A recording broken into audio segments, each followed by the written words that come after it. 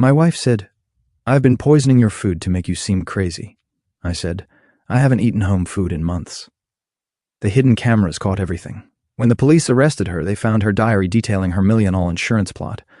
Welcome to Seductive Dreams. It would be so much appreciated if you would subscribe to my channel and like the video. Now, without further ado, let's go. I, 38, male, installed security cameras in our house 3 months ago, not because I suspected my wife Margot, 35, of trying to kill me. That revelation came later. No, but them not because I've been feeling off. Dizzy spells, confusion, memory gaps. Started around 6 months ago. Doctor ran every test imaginable. Everything came back normal. Margot was so supportive. Drove me to appointments, held my hand during MRIs, even started making all my meals to help with whatever's going on. She'd bring me these elaborate smoothies every morning. Packed my lunch with homemade soups, insist on cooking dinner every single night. Said she read that proper nutrition might help with my episodes. The breaking point was when I forgot an entire weekend. According to Margot, I'd spent Saturday and Sunday in bed, barely coherent. I had zero memory of it. That's when I started documenting everything. And yeah, that's when I got the cameras. See, Margot didn't know that my buddy Terrence is a lawyer who deals with medical malpractice. When I told him about my symptoms, he said something that stuck. Keep records of everything. Food, drinks, when symptoms hit. Could be environmental. So I did, and I noticed a pattern real quick. Bad days always followed home-cooked meals. Always. I started pretending to eat her food. I'd take my lunch to work and dump it. Stopped drinking the smoothies. Poured them down the bathroom sink while the shower ran. Told her I was grabbing breakfast with clients. Dinner. I'd push food around, take tiny bites, then claim I wasn't hungry from a big lunch. Within 2 weeks, my symptoms disappeared completely. That's when I knew my wife was poisoning me, but I needed proof. So I kept up the act for another month, let her see me getting worse while secretly getting better. I'd stumble occasionally, pretend to forget conversations, act confused about dates. Meanwhile, the cameras were recording everything, and holy, Margot grinding up pills and mixing them into my food. She had a whole stash hidden in a tampon box under the bathroom sink. Benzo, sleeping pills, some stuff I couldn't identify, the methodical way she'd measure it out, checking a notebook, adjusting doses. She was keeping notes. Last Tuesday, I decided I had enough evidence. I was ready to go to the police. But Margot must have sensed something because that night she confronted me. "You seem better lately," she said over dinner that I wasn't eating. "Yeah, those new vitamins from Dr. Morrison are helping." Her eye twitched. "You never mentioned new vitamins, didn't I? Must have forgotten. You know how my memory's been." She stood up, walked over to me, and put her hands on my shoulders. "Baby, I need to tell you something. Here it comes." I thought a confession. Maybe she'll claim it was an accident or I've been poisoning your food to make you seem crazy. Just straight up admitted it like she was telling me she'd forgotten to buy milk. I kept my voice steady. "Why?" She smiled. The insurance, obviously, but also because I'm just so tired of you. God, you're boring. Do you know how exhausting it is pretending to love someone so mediocre? At least if you were crazy, I'd get sympathy. Poor Margot, dealing with her mentally ill husband. Then when you finally had your accident, everyone would understand. I haven't eaten home food in months. Her face went white. "What? I haven't eaten anything you've made since September. Those smoothies down the drain. The lunches in the dumpster behind my office. Dinner. I'm pretty good at sleight of hand. Turns out you're lying." I pulled out my phone, showed her a clip from the kitchen camera, her measuring pills, her checking her notebook, her stirring them into my smoothie. The way she lunged at me was almost comical. I just stepped back and called 911. My wife just confessed to poisoning me. "I have video evidence. Please send someone now. Update 1. The police response was intense. 4 cars, a detective, and apparently they take poisoning very seriously. Detective Russo, this older woman who looked like she'd seen everything, took one look at my documentation and said, "Sir, you might have just saved your own life." They arrested Margot on the spot. She went from sobbing to screaming to trying to convince them I was the crazy one. He's paranoid. He installed cameras to spy on me. Check his medical records. He's been having delusions.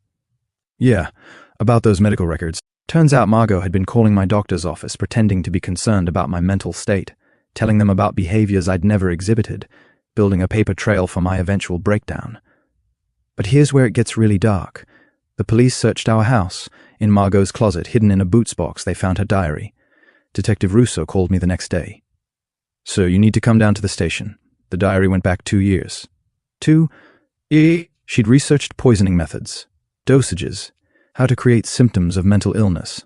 She'd taken out $1 million life insurance policy on me without my knowledge. Apparently, you can do that on your spouse." She had a timeline. Phase 1, small doses to create confusion, 6 months. Phase 2, increased dose, get me committed, 3 months. Phase 3, accidental overdose while I'm mentally unstable, 1 month. She'd even practiced her grieving widow act. There were entries about what she'd wear to my funeral, a designer dress she'd already bought, how she'd cry at the service, the speech she'd give about mental health awareness. The kicker, she'd been having an affair with her personal trainer, Dimitri. They had plans to move to Costa Rica after she collected the insurance money she'd written. Dee says $1 million should last us at least 5 years down there. After that, maybe I'll find another boring husband with good insurance. I threw up right there in the detective's office. Update 2. So Margot's out on bail. Her parents posted $250,000. Must be nice having rich parents who believe their baby girl could never do such things. First thing she did showed up at my office with her sister Bethany and her mom Diane. In my workplace.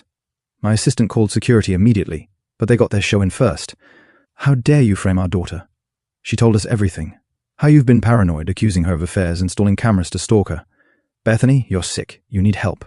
My co-workers were watching this train wreck. Then Margot started her performance. I just wanted to help you. Fake tears streaming. I know you're not well, baby. Please let me take you home. We can work through this together. I pulled up the confession video on my phone, played it on speaker, full volume. I've been poisoning your food to make you seem crazy. The insurance, obviously. God, you're boring. The entire office floor went silent. Margot's face crumbled. That's AI. He faked it. Security arrived. As they were escorting them out, Diane screamed, We'll sue you for everything, defamation, emotional distress. Bethany added, You'll regret this when Margot's lawyer destroys you. Margot just stared at me with pure hatred. You have no idea what I'm capable of. Actually, I did. That's why I had already moved out of our house and was staying at an extended stay hotel under a fake name. Good call, because that night, Dimitri, the trainer boyfriend, showed up at our house. My neighbor Hank sent me Ring doorbell footage. Dimitri tried to break in, probably looking for the diary or camera footage. Idiot didn't realize the police had already taken everything as evidence. He triggered the alarm I'd installed. Cops picked him up for attempted burglary. Turns out Dimitri has a record. Assault, theft, and wait for it, insurance fraud. He'd helped a previous girlfriend stage a robbery for insurance money. Prosecutors are very interested in this connection. Update 3. The entitlement escalated beyond anything I imagined. Margot's lawyer, some slick dude named Preston, filed a motion claiming I was abusive and controlling, that the cameras were illegal surveillance, that I deliberately triggered her mental health issues by pretending to be sick. Then Margot did something monumentally stupid. She created a blog, Surviving My Abusive Ex, a victim story. She posted our private photos claiming I forced her to smile in them. She wrote about how I financially controlled her. She hasn't worked in 3 years by choice. She even posted a video of herself with a black eye, claiming I hit her. Problem? The metadata on that video showed it was filmed 2 days after she was arrested. And my lawyer found the makeup tutorial she'd watched on YouTube, creating realistic bruises for film. But the peak entitlement came when she tried to sell her story to a true crime podcast. Emailed them saying she was a victim of the patriarchy who'd been pushed to the brink by her psychologically abusive husband. She wanted $50,000 for an exclusive interview. The podcast host happened to be married to a prosecutor in our jurisdiction. They forwarded everything to the DA's office. Then Margot's family turned it up to 11. Diane started a petition. Free Margot, victim of systematic male violence, got maybe 12 signatures, mostly from her book club.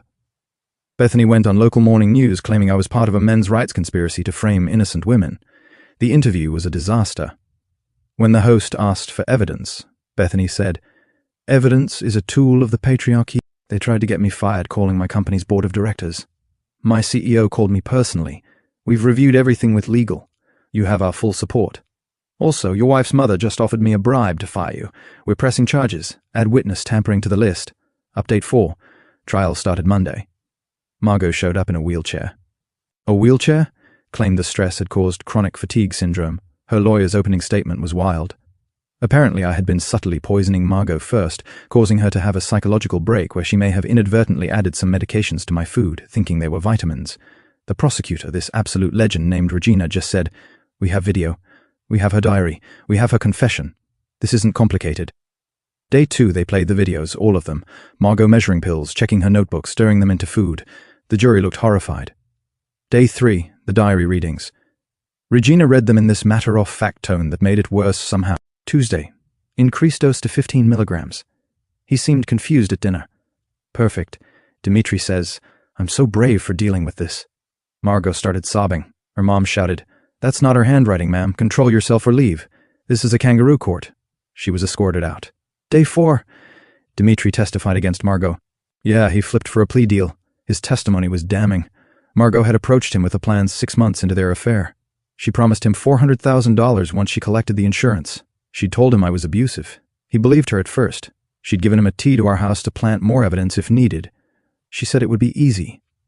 Dmitri testified that her husband was weak and nobody would question it. When he finally snapped, Margot screamed, "You lying bastard. You said you loved me." Her lawyer physically held her back. Day 5, I testified. Hardest thing I've ever done.